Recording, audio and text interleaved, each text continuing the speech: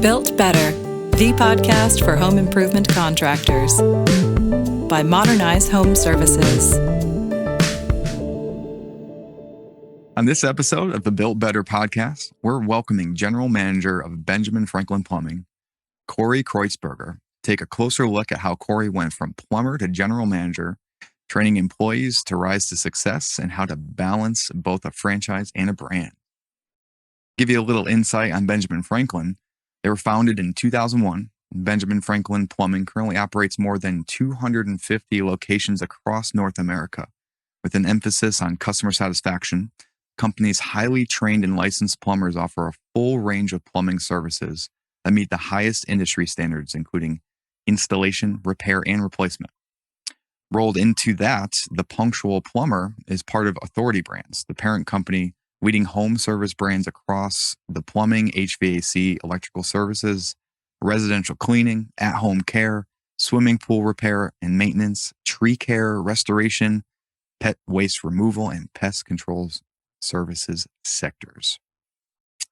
So I'd like to bring in Kory now. Kory, how are you doing today? Thanks for being with us. Good. Thanks for having me on the show. Doing pretty good. It's still summer in Indiana, so on the HVAC side of the business, we're cranking out calls, repairs, replacements. Still enjoying that good summer weather. Same on the plumbing side, busier than ever. So glad I had some time to get with you guys today. Oh, I bet you guys are super, super busy. Thanks for carving out that little sliver of time. I really do appreciate it. Kory, I want to just kind of give the folks listening here just a little bit background on you. So it looks like you started in the industry about 16 years old, working part-time for Elite Supply Corporation. You want to tell me just a little bit about kind of your background, how you got into the industry? Sure. Like you said, started at Elite Supply when I was 16.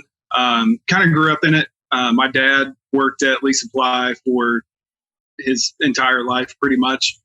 So all throughout grade school, middle school, high school, I was around plumbers, random projects, around the house, helping out with things. Got into school, was a decent student, but saw some opportunity in the trade world. So I knew pretty early on, just from being around other people and my dad, that this was definitely the route that I wanted to go. So got a bit of a jump start when I was legally able to work part-time at 16. And Elite Supply was gracious enough to bring me on in the summer. Spent some time doing warehouse stuff, pulling transfers, getting to know products, different names for different things, getting to know the customers that came in and out of there. Spent all 4 years of high school working at Elite Supply. I also participated in a school to career program at Central 9 here in Indiana, and did different building trades type stuff there. So went to the core classes at high school, went to C9 after those core classes, and once we got wrapped up there, I went to work at Elite Supply until about 6 o'clock at night. Went home, did it all over again the same day. Man, it sounds like you just didn't have a choice growing up the way you did. You had to kind of get into the industry. Yeah, it was there. I mean, it was an opportunity. I had plenty of chances to do the college thing and do something else. But again, I spent a lot of my life, watching guys build their own businesses and being in this trade, outside of plumbing, also HVAC and electrical, and just really felt that was the route for me. Oh, that's great. So your dad didn't drop the hammer and say, no, you're going into the family business. I mean, at some point, I think we had the conversation of, if you want to have a car and you want to go out and do things, you're going to have to get a job. And here's a good job that you could have. And I think you should do it. So kind of just followed down that path. And then I started making money and making a lot of money for a high school student. Yeah. So I had really no choice but to stick with it at that point. Yeah, I mean, I wish I had that option. I talk to contractors, different folks all day across the country. Man, my first job was Arby's. I was working the fryers. I would have much rather to have that opportunity, Yeah. I mean, the warehouse is rough at times. It got busy, and A lot of big products. You had to move in and out of there, putting stock away and loading trucks and unloading trucks. So it wasn't a walk in the park, that's for sure. Yeah, I bet not. It was fun. Yeah. Yeah. But that's the cool thing about that, right? Is you get to kind of you get to see what an entrepreneurial type of lifestyle is, because most of those businesses, you really go into trades for yourself. You don't have to work for anybody else if you don't want to. Right. Yeah. Talking a little bit about that. I mean, just how do you become a tradesman and go to, start there and then get into being a general manager? Can you kind of walk me through really that progression for you? Sure. So I spent, like I said, the 4 years of high school working at Lee Supply. And over time there, as I got closer to graduating high school, I was there a couple years after high school, well, 1 year after high school. Once I graduated, Ben Franklin Plumbing and Lee Supply came together to start a consignment program, meaning that Lee Supply would outfit all of the Ben Franklin trucks with material. And one of the requests from the Ben Franklin management team at the time was that there was a Lee Supply representative and some sort of shop at their shop on their property. So they had a little 2-door garage building that they weren't really using, and they converted that over, threw some shelves in there. Lee Supply moved some product in that they carried on the trucks, and they asked me if I'd be interested in going out to Ben Franklin's shop and kind of managing that Lee Supply and overseeing the consignment program, doing truck audits. We had guys that came in and ordered stuff at the counter, for jobs that they were heading out to that day. So that's kind of how I got paired up with Ben Franklin, and did that for about a year, almost 2 years. And the guy that was managing Ben Franklin at the time, he and I eventually had a conversation. It's like, man, you really should come over here with us and start your career. Lee Supply is great, and they've obviously done you pretty well. But I see something in you, and we'd like to have you on our team. So a couple conversations after that with him, I decided to make the move and kind of leave the nest of Lee Supply and branch out into the actual other side of the fence, which would be the contractor side of it. So started with Ben Franklin as the extra. I was the warehouse guy. I was doing this, that, and everything, going out and helping on jobs, doing various warehouse stuff around the shop, running parts back and forth, worked with our purchasing manager a lot. Since I had that vendor background at Lee Supply, I kind of helped them hone in on their consignment and different stock levels and things like that. So for quite a few number of years, I wore a lot of different hats with the Ben Franklin team, which eventually bled over to 1 Hour Heating and Air. I was a shared employee between all three brands and Mr. Sparky Electric. So after I was a parts runner for a little bit, warehouse helper, I eventually moved into the office as part of the purchasing team with the purchasing manager. From there, did a bunch of various things: customer financing, inventory stuff, purchasing, just all kinds of different things. I make the joke, for a long time, I think my job title changed about every 2 years for the first 5 years I was here. But fortunately, since I kind of was that extra person and wore all those different hats, I got to see a lot of different ends of the business, not only from the field side, but also the business side of things, how a P&L operated. And, when we're out buying items, the effect that has on a job, on the gross margin, dealing with customers, whether it's in their house or on the phone, working with different levels of management on budgeting different items. I was in charge of our fleet for a long time as well. And that's really when I started understanding the P&L effect of a business, was when I was managing the fleet. So anyways, I came into the office, did purchasing, ran the fleet, managed the warehouse. Eventually, I had the opportunity to take on Ben Franklin's drain and excavation department after I kind of had some years under my belt and understood the business a little bit. So that was a fun time. I had 5 drain techs and 3 excavation crews that I managed. And that's kind of where everything really got started from a management perspective for me. Got the drain department, not necessarily turned around, but just more efficient and functioning better, along with excavation. And then eventually, a couple years into that, I had the opportunity to take over Ben Franklin as the operations manager, because the current at the time left, still worked for Ben Franklin, but went to a different location out of state.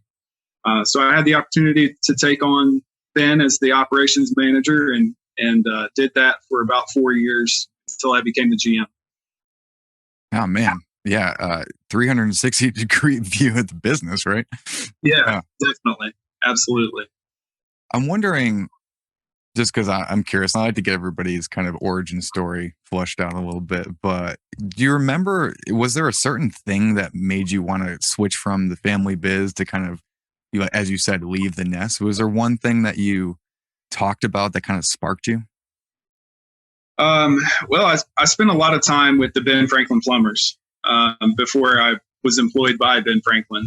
Obviously, working at their shop, working at Lease Supply for the number of years that I did, and kind of being a part of that group my entire life. I grew up, with a lot of these plumbers that still work here today.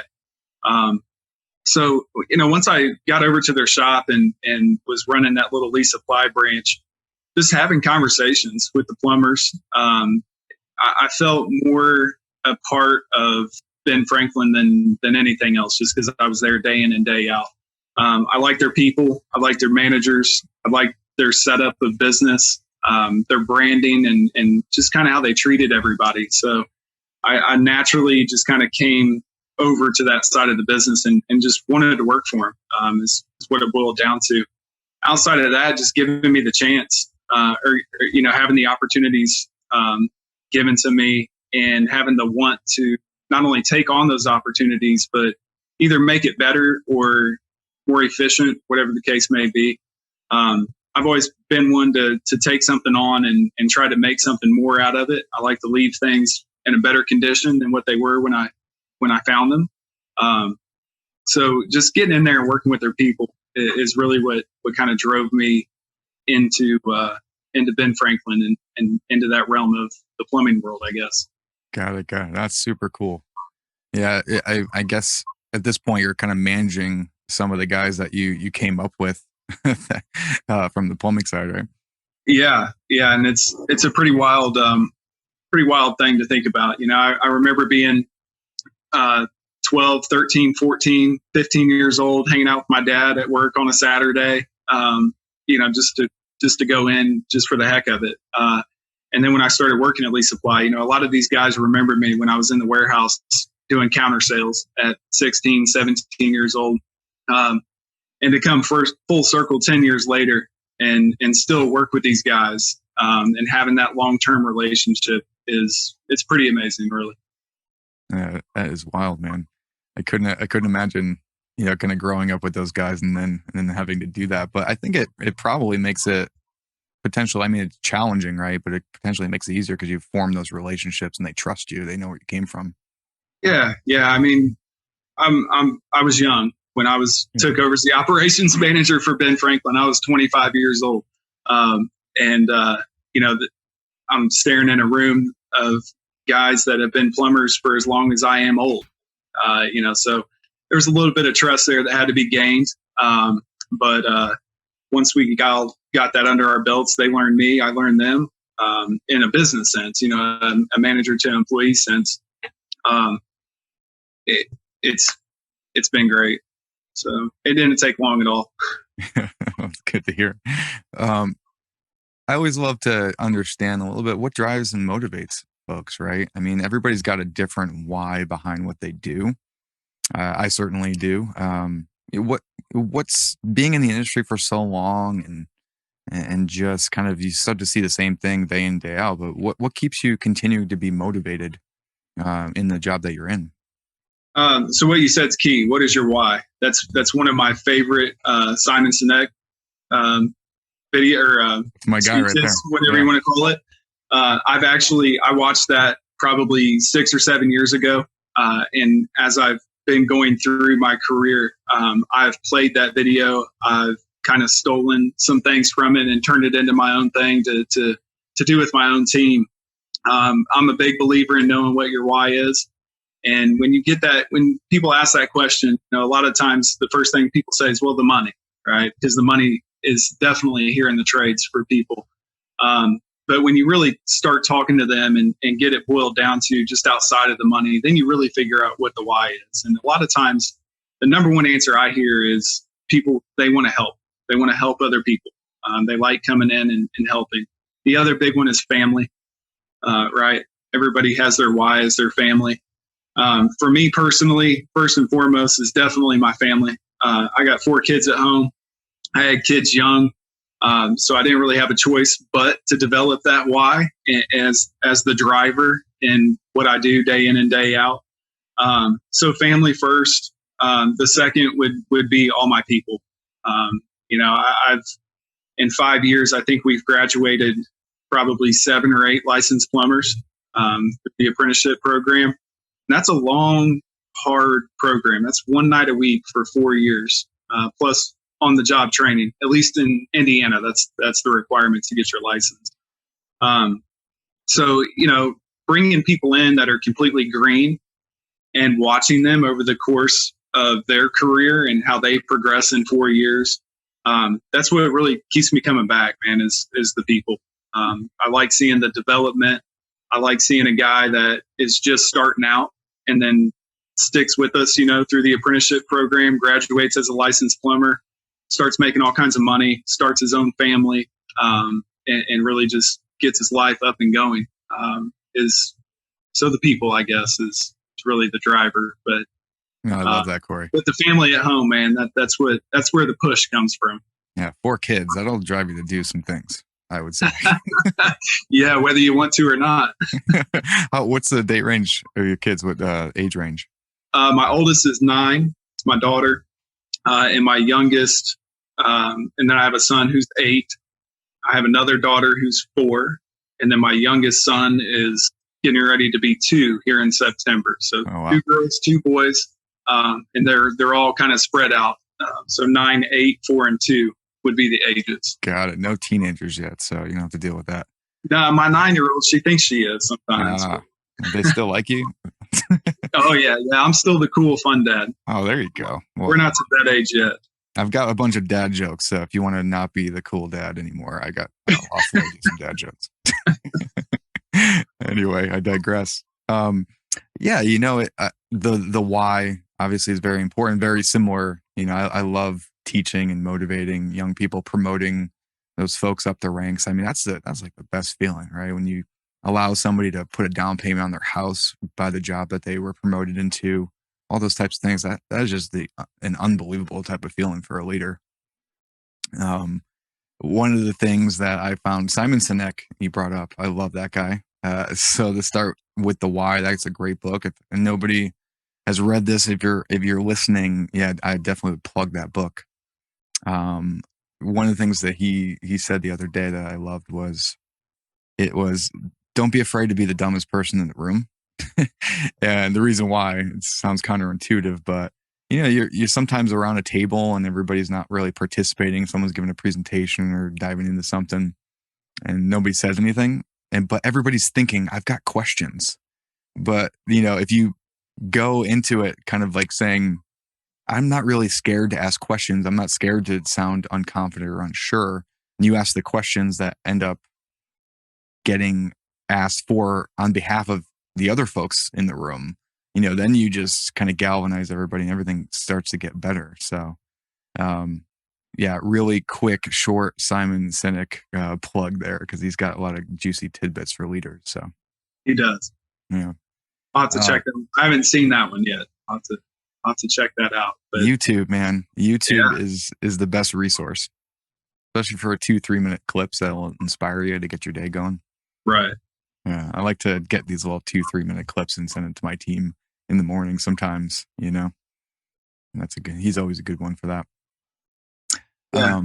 It's no doubt. I mean, your location in Indy has been super successful. I'm sure that you're a lot of the reason, based on my short experience with you, talking through that is the reason why. So, just want to kind of get your perspective on, why do you think your location is successful? What are some of the contributing factors?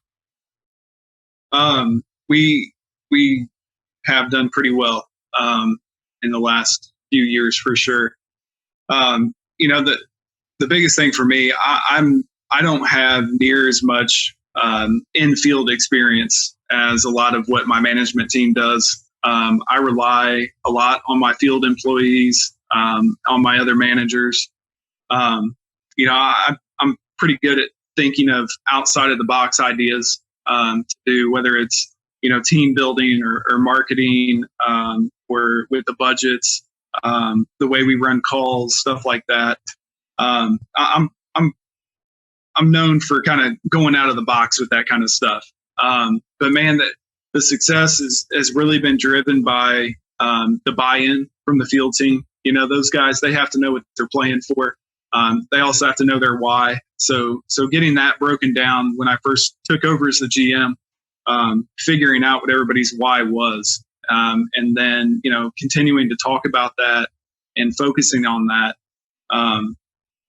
And once you get to that point, everything else kind of comes naturally. What your budget is, the want to and the willingness to grab whatever that vision is, just becomes the norm at that point.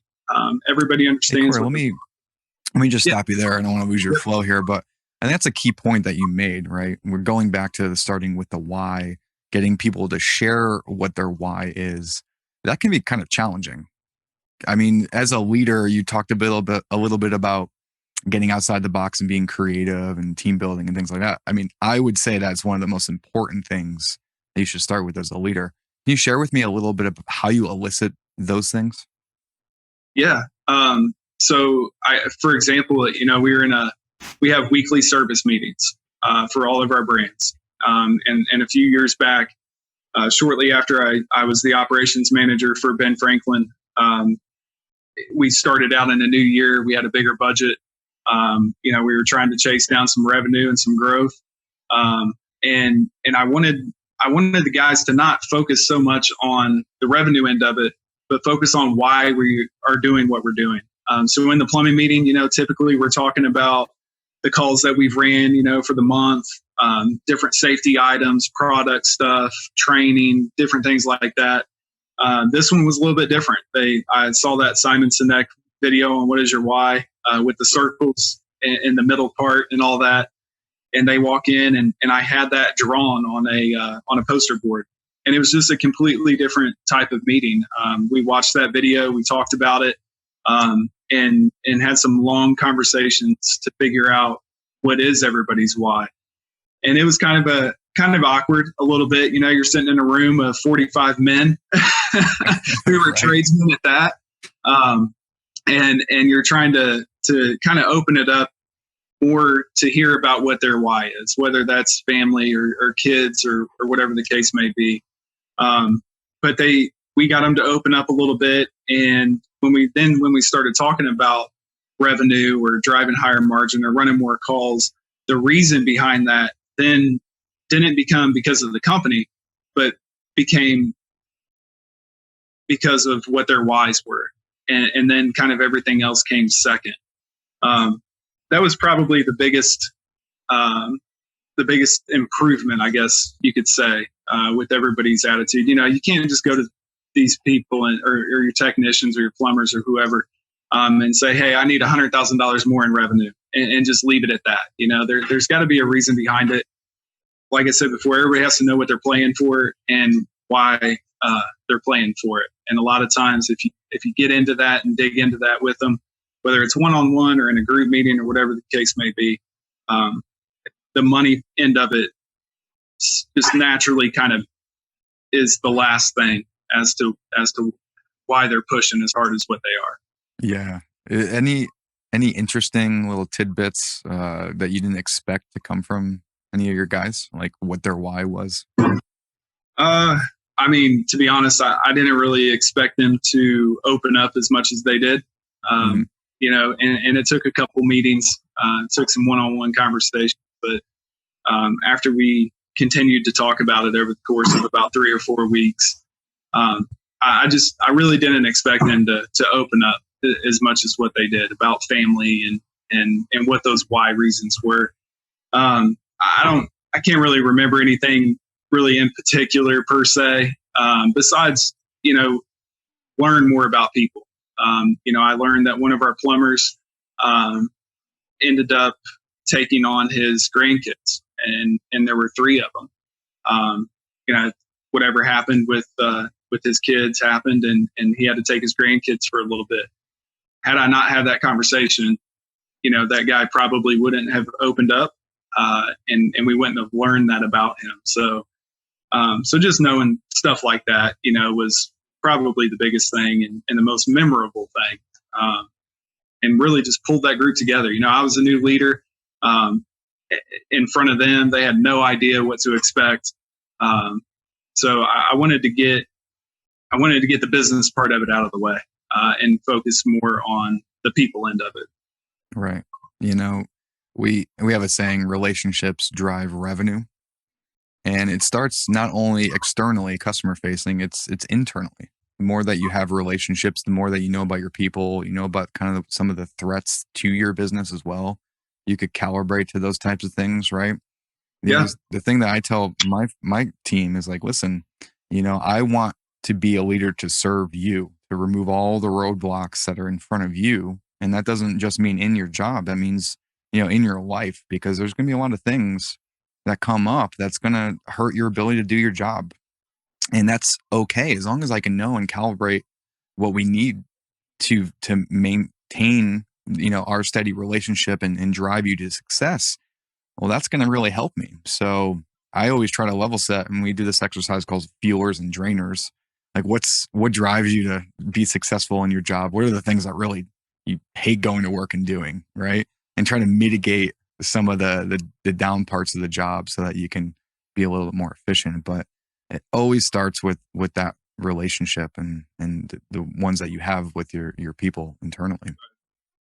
Yeah. And we had another guy that, man, the guy he could not make it to his first call on time. You know, our first calls that we make sure that they're there within a half hour of confirmation. We start confirming calls at 7:30 in the morning. So 8 o'clock, you know, is the expected time of arrival for your first call. And we could just not get in there on time. And, you know, rather than continue to have those corrective action talks and the write-ups, we just sat down and had a conversation. And he said, you know, I think if I could start at 10 o'clock, it'd be a lot better for me. And I'd be to the calls on time, and I'll take on an extra one later on since I'm starting later than everybody else. So we gave him a fair shake and let him start at 10, and he still starts at 10 today. And it's probably one of our best plumbers that we have. So going back to that, just learning your people and what makes them tick, is definitely key in success. Yeah, it's a great example. Appreciate you sharing that. You know, I reflect back on what you're talking about with the kind of not focusing on the revenue, focusing on the people and the activities, you know, and then the revenue comes from that. I mean, that's really, it's kind of it's a roundabout way, and it seems a little counterintuitive. I bring it back to sports. You know, sports and music is what I grew up with, right?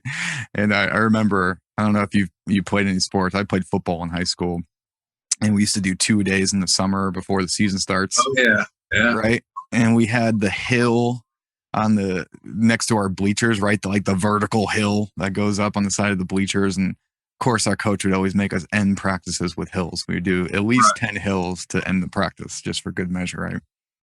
And what I tell my folks, the reason why I'm saying this is because a lot of times you just got to focus on the process, focus on your feet, you know? And so I would always find that when I was doing those hills, if I focus on the top of the hill, which in this scenario is the revenue, right? It's going to be such an arduous, hard process for me to finish up those hills. But if I just focus on my feet, putting one foot in front of the other, man, I was up at the top of the hill before I even knew it. And then I was coming back down. And by the time, before I knew it, we were all done and I'm back home dousing myself with water because Hell Week practices were just that fun, right? Oh yeah. Yeah. Yeah. And that's another good point, that that you have to hit that revenue. But how you get there, there's many different paths, many different tactics that you could take. And again, I found best in our success too, being open and transparent with your people. That's one thing I am, is transparent. I'm not afraid to show anybody our budget. We know it's there. There's no reason to leave the skeleton in the closet. Get that thing out and talk about it. And a lot of our success is driven from different ideas from our field technician, around on call or total number of call count, training, all that good stuff. But a lot of that, just came from being open and transparent and keeping the communication line there. All these guys, they have my cell phone number. They know they can call, text anytime. Myself, the management team, we'll show up out on jobs to help out if need be. It's transparency is key, and definitely communication, for sure. Yeah, Kory, it sounds like they have the ability to take ownership in the business, right? Yeah, they do. For the most part, there's different things that we try to succeed on. Another example of that would be a couple years ago, I laid out this vision to do 1 million minutes of training in a year. And at first everybody was like, 1 million minutes, Kory, that's a lot. That's a lot of training minutes. But when we opened the book on it and started talking with everybody, we heard all of these different training topics that the guys wanted to cover. And you're talking, guys that have been doing this for 10, 15 years, that still wanted to get in and learn new things, new products. But anyway, long story short, we came up with a training calendar, made a training calendar for the entire year, assigned different teams for different tasks and got everybody involved. And we actually ended up logging a few more than 1 million minutes in training in a year. So it was pretty cool. And the only thing that out of that came from me was the fact that I wanted to do 1 million minutes in training. How we got there and the way it progressed throughout the year was really totally driven by the other managers and a handful of our field technicians on how to get there and the best way to get there. Yeah, we on my side of the phone call, we call that a BHAG, big, hairy, audacious goal, right? You put something out there and you got to figure out how to get there, right? So then you focus on your steps and it doesn't really matter, but you got to put something on the board just to drive after, right? Right. Yeah. I want to talk a little bit about trying to recruit folks. It's really no secret that the trades has not been something that we focus on as a country. I think it's like maybe less than 20, 30% of folks go to trade school. Maybe I'm over indexing on that. And I think maybe a little bit nowadays. Yeah. If you look at like Europe, it's like 60% of folks going into trades, right? So we're highly indexing on college, which, might be a mistake. I would say, I don't think it's meant for everybody. I went to college and I would say I probably learned more on YouTube than I really did at college, full transparency. But, how do you go about and just understanding that's not what we push in high school? And, that probably makes it a little bit more challenging, but how do you get new folks in? How do you recruit? Well, there isn't a whole lot of focus, on the trades really. I think we're starting to gain that back a little bit.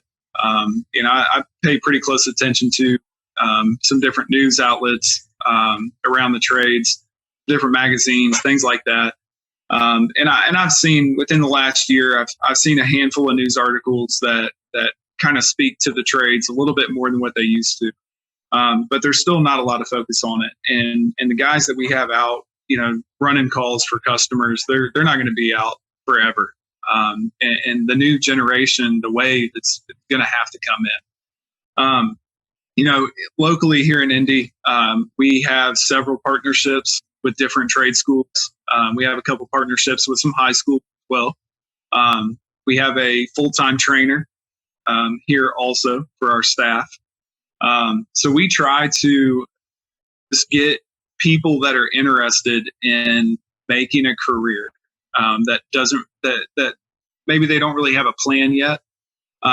Those are the ones that we try to get in the building and kind of lay out, if you were to take this as a career, here's all the different places you can go and here's everything that comes with it. A few years ago, again, when I was solely running the Ben Franklin side, 3, 4, 5 years ago, you were trying to grab experienced people, right? And there was a good amount of experienced people out there. Fast forward a couple years from that, those experienced people started to diminish a little bit. Competition got up to pretty much where we were. It was a level playing field with insurance and benefits and 401k and stuff like that. So you didn't really see a lot of people switching from one company to another. So I talked with the other managers of Ben Franklin, and I said, hey, look, we just got to find people that are interested in a career and willing to turn wrenches. We can train them. We can bring them up on our own. So we've done, in the last 3 years, we have hired a lot of inexperienced people, and we've put together a training program in-house. Fortunately, our in-house trainer that we have, he has sat on the state level with the PHCC, the HVAC Alliance. So a lot of the training programs that he's written, they count towards mechanical skills for plumbing. They count towards the NATE and the EPA certifications. This year so far, we've started probably about 10 to 12 inexperienced people in the trade.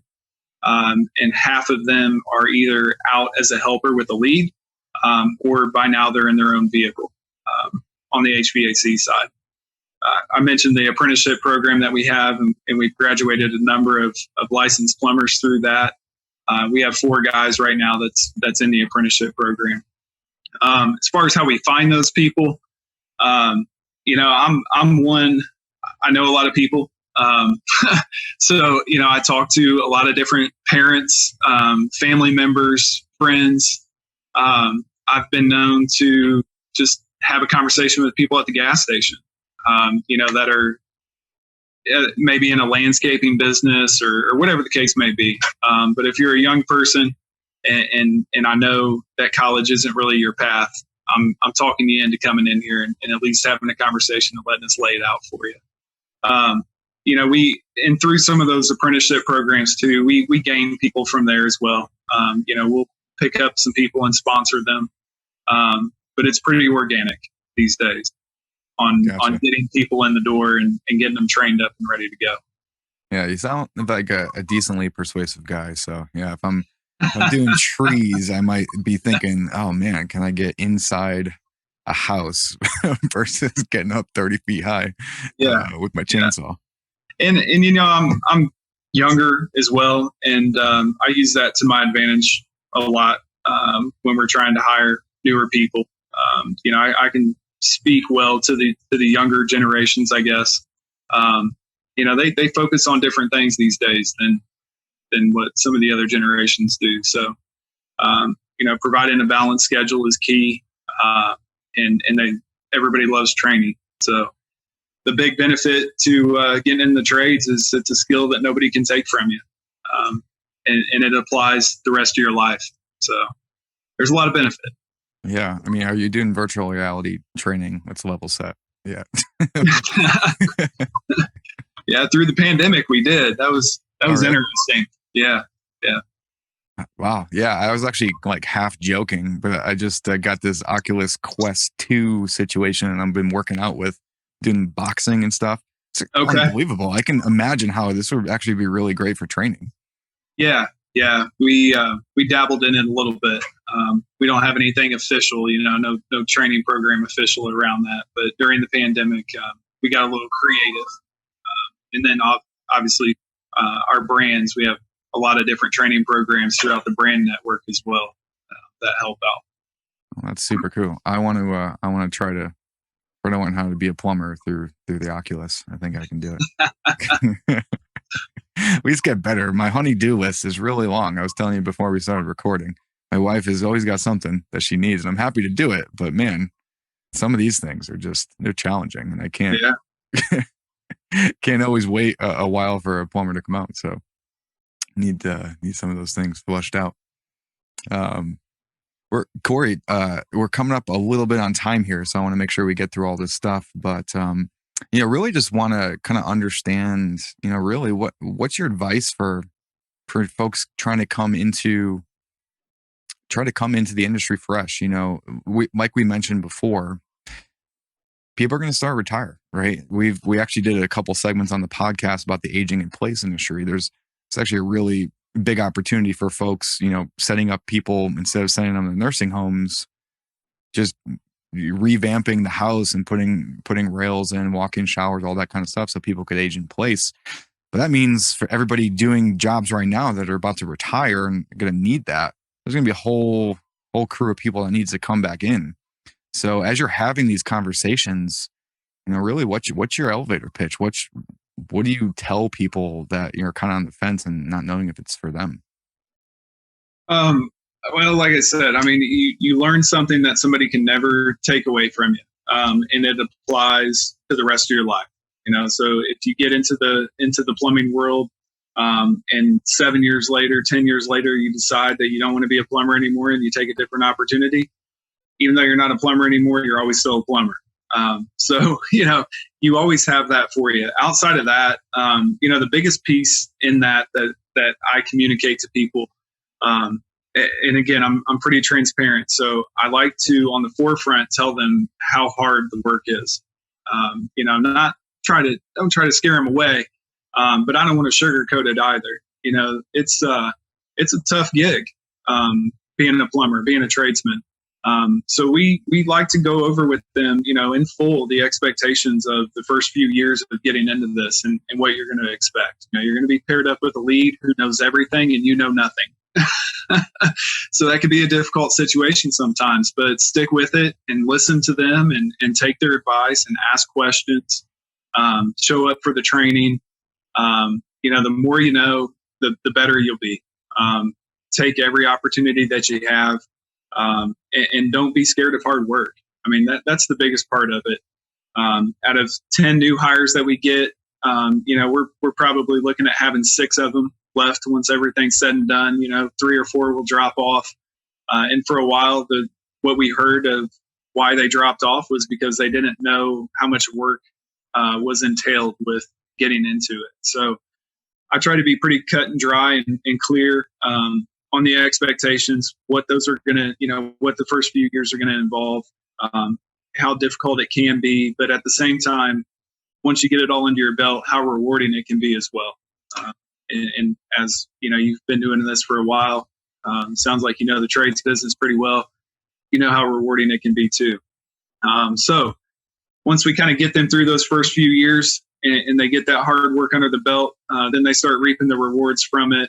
And then it's an eyes open situation. They talk to other people, and word spreads. That's great insight. Personally for me, I just think the trades is, like I said before, it's just overlooked and it's not pushed. Your parents, if you're not in the trades, your parents are like, go to college, that's the only way. It's not. And it's a lot of times it's not as fulfilling too. I mean, you're helping people in their homes, fix a problem or upgrading. Like it's just, imagine 100 degrees in Texas, my AC unit goes out. You are changing somebody's life in an instant by coming to their house, right? And there's huge demand for it. And that's the other rewarding side of it. If you're a tradesman in a customer facing situation, going in and out of people's houses, just dealing with people in general. A lot of our guys say that, that's part of their why is why they like to do it. They like to help people. And that's a huge part of it too. Some of the best conversations I've ever had in my life have been inside a customer's house, helping them out and just hearing how much of a problem it was. And then we walk away from it and get it cleaned up and fixed and how happy they are. It is another part of the rewarding end of this business for sure. Oh yeah. One of my favorite guys is my electrician, Martin. He is the man. We talk about he's an immigrant too. So we talk about his story every time he's doing something in my house, we have like, I probably keep him there for 2 hours and longer. So we're just chatting away and just connecting, you know? And it's great. Yeah. Yeah. We have several customers that know our guys on a first name basis, just like your electrician. Sometimes we've found ourselves eating dinner with the customer. You know what I mean? Yep. You just develop that relationship, and that's another thing that just can't be taken away. And an additive into getting into this business is the people end of it. You know, some people are still old school, and a lot of things are automatic these days and on a screen, and having that face to face, it can be just as rewarding as the money end of this business. Yeah. I mean, that's why I stayed in the industry. Just the people in this industry are just incredible and so down to earth, just like yourself. And, you know, I just want to help folks. And that's most of people's whys. And the people that last in this industry have that type of behavior, type of why. That's great. Right. Last question before I let you go here. I know you're a busy guy, so I don't want to take too much of your time, but it's super appreciative of the time I did carve out. Just from a marketing perspective, obviously, you know, we're trying to get out of COVID here. There's still a lot of stuff going on. And so maybe in this current atmosphere, it's maybe a little different, but being a successful, you know, GM of a growing franchise, have you done anything from a marketing perspective that you could share with folks to, you know, consumer facing, bringing new homeowners in a time where, you know, there's a lot of different brands they could pick. I mean, really, what are the things that you do that you think drives a lot of your business from a marketing perspective? I mean, speaking of COVID, you know, during that time, backing up what you say that you're going to do was key. You know, if you're putting ads out there that you're going to show up in a mask and your trucks are going to be clean and your guys are going to wipe down iPads and phones and all that good stuff, you better darn well make sure that you're doing it. Because at that time, you know, during all that, especially at the height of it, you would get called out if you didn't. So during COVID, you know, we did have to kind of change our marketing a bit in a lot of different scenarios. You know, we had billboards and everybody went on lockdown. So no one was really driving on the interstates, right? So what's the point of having those billboards? So, you know, fortunately, we have a great marketing team. And we worked together really well to kind of redirect what we were doing and went more TV and radio. And really just spoke to the safety of everybody. You know, that was a pretty unknowing time in our lives. And, you know, we got slow a little bit for a while, a couple weeks at least, when everything first started here in Indy. But what I told everybody, the technicians, field people, our staff here, I said, look, we're all on lockdown. Here's something that people aren't going to do. They're not going to be stuck in their house and sweat. They're not going to let their houses flood, and they need power. So if there's any time to be happy that you're in the trades in such a traumatic time, also be happy that you're in this business, because people are going to need us. Whether we're on the news as essential workers or not, we're essential. So, you know, we had to shift marketing a little bit and get more digital. But like I said, also backing up what you say you're going to do and getting the buy-in from the team.